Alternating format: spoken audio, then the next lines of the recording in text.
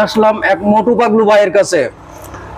দেখেন কিভাবে মোটু পাগলুর অভিনয়টা করে, আপনারা দেখেন। বাংলাদেশে যেটা হয় সেটা আমার কিন্তু এই ভাই করে।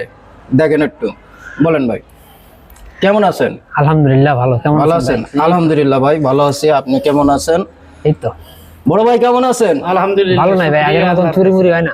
হ্যাঁ, আগের মতন চুরি মুড়ি হয় না। ও চুরি মুড়ি হয় না? হুম। কে হয় না, খারাপ কেন? দেশ স্বাধীনী পরে তখন চুরি সহজ হয়ে গেছে। না, হয় না, গুলি ঠেকা খালি পাচার ধারে। ও আচ্ছা কোথা বলেন। দেশের অবস্থা যা, চুরি করতে পারে না।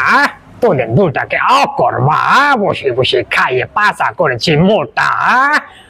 বস বস, আমাদের তো পাচা মোটা হয়নি। পাচা মোটা হয়েছে অকর্মা ঢেকি পেকে যা। তোদের তো কিছু হয় না, তাড়াতাড়ি বস্তা ভর, আজ রাতে করতে হবে চুরি। বস বস, কোথায় চুরি করবেন? গুলিস্তানের চিপায় যাবো শালা, তোদেরকে বিক্রি করতে। চলো।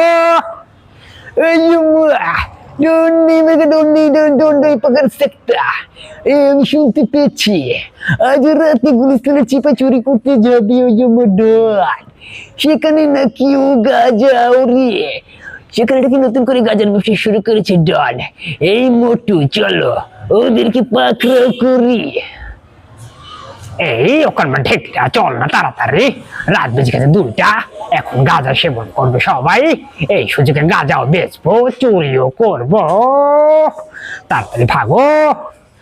বস বস, এত তাড়াতাড়ি গিয়ে তো লাভ নাই, মানুষ তো সবাই জেগে আছে। শালার পর ঘুমের ট্যাবলেট নে, সব মানুষকে ঘুম পাড়িয়ে রাখ, তারপর অকর্মা ঢেকি। তাড়াতাড়ি চল। সুন্দর হয়েছে, সুন্দর হয়েছে।